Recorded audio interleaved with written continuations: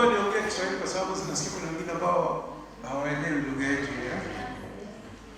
Kosa tu. Amjana kama wazo? Okay. Tuongee lugha hiyo ambayo itaeleweka. Madam, okay, wacha nianze na Sister Esther. Sister Esther ni jirani yetu hapa. Alafu, okay, Madam Principal Cheria. Quite a tool. All of you who are here. Mnakaribishwa katika Ainooppkeles. Jina langu Dr. Sambu. Nimetumia miaka mingi sana kusoma na uzee vile. It's so good that you came 2023 here celebrating your continued completion. You're trying to complete. Na tumekuja kusherehekea pamoja. Nilifanya mtihani huu ambao umefanya leo wakati huu 50 years ago exactly. Kapsabet Boys 1973. Na hii ni 2023, 50 years. Na simunaona mtafaulu na mtafanya mengi zaidi. Nilikuwa kama mimi tu siku hiyo. Na tumeendelea nikaendelea na masomo. Hata nyinyi mtakuja kuendelea nayo. Kasoma University of Nairobi, kafanya mambo ya London, South Africa, Germany, America. I was out of the country for 2 years. And nirudi juzi tu. Nikasema wacha nirudi na hii kaja kujenga hii vitu. Haiko hapo tukajenga. Hapo kulikuwa na chai. Tukang'oa chai, tukajenga hizi nyumba. Na nikafuata example ya America. So wale wanaelekea kwa nyingine tunasema kewa America wenyewe Ainooppkeles. Kumeleta America hapa Ainooppkeles. Na wakaribisha. Naona you're very cheerful people and you're going to do very well in the exam. Sina mengi, mfuate example kama hiyo. Wengine wameogelea sio? Kuna watu wanaogelea hapa? Good. Wengine wameimba na nafikiri mtazidi tembea tupa rungu nini na ku get used to this way of life. I tried to bring back our past, the way we used to operate ourselves as Kipkoeech people, and give them a chance. I gave people a chance to go back a bit in some things. So there are things that are so traditional here, but when you revisit them, you realize kumbe ilikuwa mzuri. Watu waliwacha tuwe kutoka bora. Sasa semagi mengi sana. Nataka nimkaribishe sijui nitakaribisha sister ama nitakaribisha sister Esther. Alafu muendeshe sasa. Okay.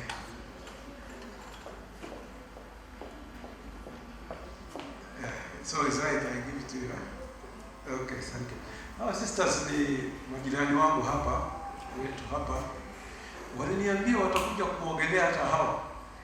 Lakini siku ya kuogelea walisema we only want a woman instructor and nobody else around. Sister. Kwa ile pool kubwa sana. Hiyo sisi pekee yetu. Sasa tuko tayari sister, mnaweza kuja. There is a ready instructor. Akona certificate instruction, youth safety, lifeguard. Mnaweza endelea pekee yenu. Asante sana sister. Madam Cheria, show you. Okay, thank you. Thank you very much, Dr. Sambu, for thinking of bringing America back home. If you had not done this, you would not be here today. Asante sana. So tumekuja hapa kuja kuangalia yale ambayo mmefanya na pia kujiburudisha kisha turudi nyumbani. Kwa hivyo ilikuwa ni nzuri sana kwetu. Mimi binafsi sikujua hapa, ni hao walimu ndio waliniambia kuna mahali pazuri sana. Unajua sometimes you are in Kericho but you don't know what is in Kericho, but when someone else tells you, you feel twende huko tukajue ni nini. Kwa tumefika hapa siku ya leo na nimefurahi. Hao wanafunzi wamecheza, wameimba, watafika nyumbani wamechoka, si ndio? Enjoy yourselves. Tuliona leo tutoke nje kidogo, we enjoy ourselves, then we go back. Na tulichagua hapa na tumeshukuru sana. Is very energetic, naona ameimba sana hapa na tumefurahia sisi wote. So tutakuwa tunatembea hata sisi wenyewe, na sister siku ile mna swim huko mniambie. Tutakuja kuswim pamoja. So wale ambao wanajua kuswim, use the opportunity, si ndio? Sababu St. Monica hatuna maji, si ndio? Tuko na maji kwa tanki lakini hakuna ile ya kuogelea, si ndio? Tumepata ya kuogelea. Wale ambao wanaweza waweze kuogelea, hata walimu tuweze kufanya hivyo. Kwa hivyo sitaki kuchukua muda, nasema tumeshukuru sana. Tumepata nafasi kuja kutembea hapa na tumeona mengi na tumeshukuru. We thank God, we thank you for this, thinking of bringing this back home. It is very, hata nimeona mambo mengi pale ambayo labda watu hata hawa hawajui. Maandishi yako pale, sijui mambo mengi sana mazuri. So kabla tuondoke tuangalie mambo haya, labda wengine wetu hata hatujawahi sikia mambo hayo, lakini tumefika hapa tukaona, na hata mimi nikiwa hivi hata sijui mambo mengine, nimeshangaa kuyaona. So kwa hivyo sasa kama mimi sijui nao so kwa hivyo nimeshukuru sana. Umefanya jambo la maana sana na tumefurahia.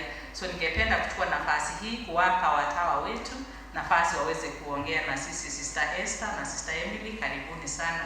Ni majirani hapa na wameona wakuje tusalimie na waseme jambo na kuwatakia kila laheri katika mtihani ambao unakuja. So asanteni sana, Mungu awabariki. Karibuni masista wetu, tuwakaribishe. 1, 2, 3. Let's appreciate her a little bit more.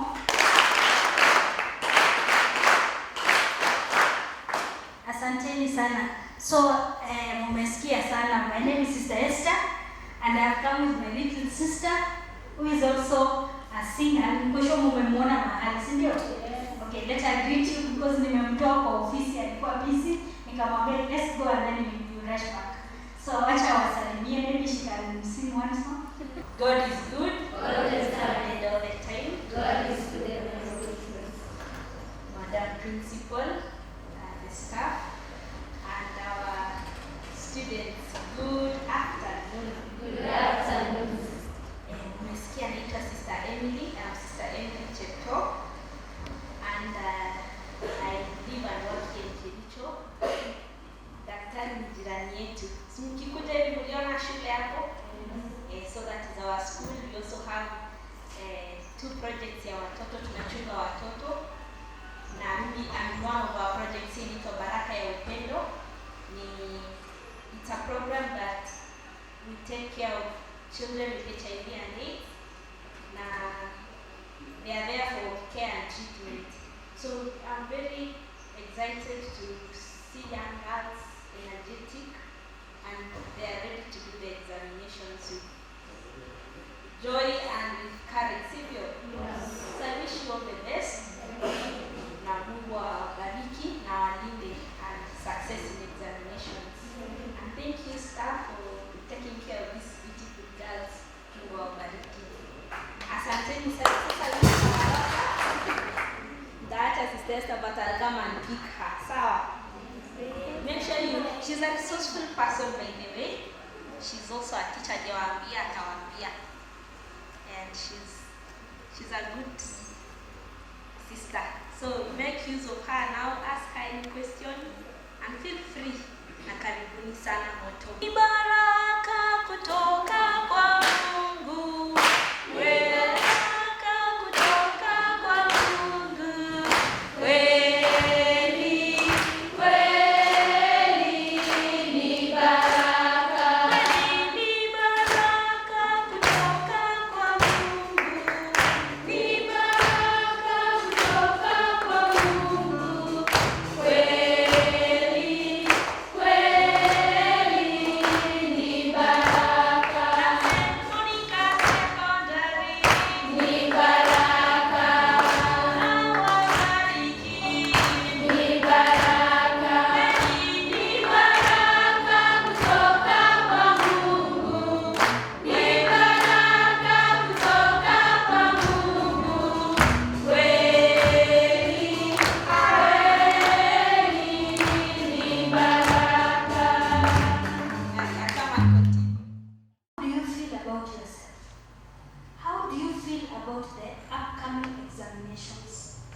Are you worried? Are you tensed? Are you scared? Are you confident? How do you feel? Ask yourself. What is your feeling? Are you worried about this coming exam? Or you've just given up and said, whatever I get is okay? You have told yourself, I wanted a B, but now I'm getting a C minus and it is okay. Are you that person who has given up? Or are you still going to say, you know, where I come from, they say, you can rescue a feather from the fire. Now, there's still chance. There's still chance to make a difference. You may be having 72 hours, you may be having 5 days, you may be having however long it is. I'm here. I don't just speak for myself or on my behalf. I am going to speak to you in the name of Jesus. In the name of the person that I have given my life to. And so I want this to be our prayer. Let's repeat after me. My adorable Jesus. My adorable Jesus. May our feet journey together. May our feet journey together. May our hands gather in unity. May our hands gather in unity. May our ears listen to the silence together. May our ears listen to the silence together. May our glances profoundly penetrate each other.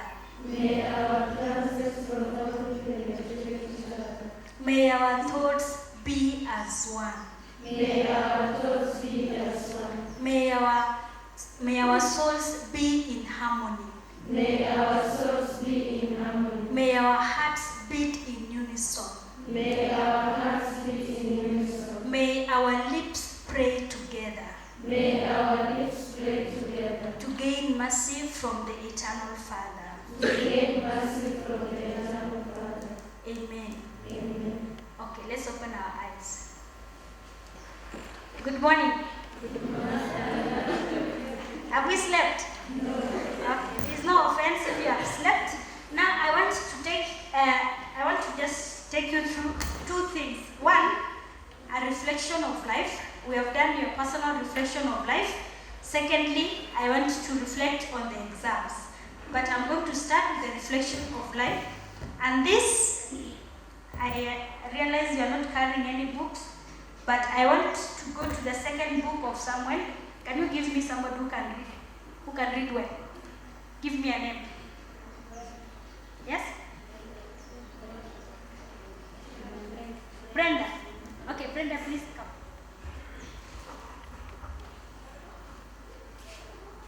If you happen to have a Bible, you go to 2 Samuel.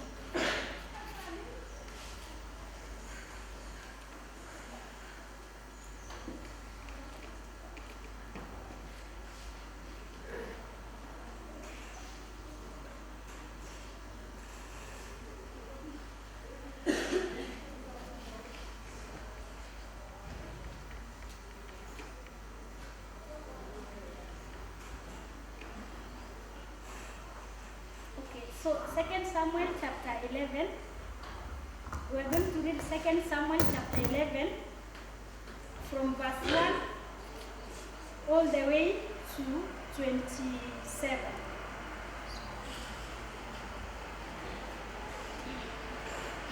Pay attention. 2 Samuel chapter 11.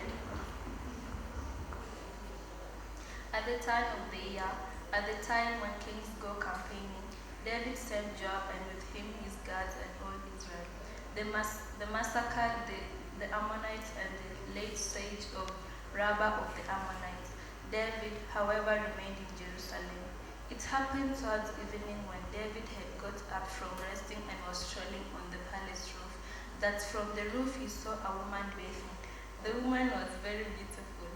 David made inquiries about this woman and was told, Why that is Bathsheba, daughter of Eliam and wife of Uriah the Hittite.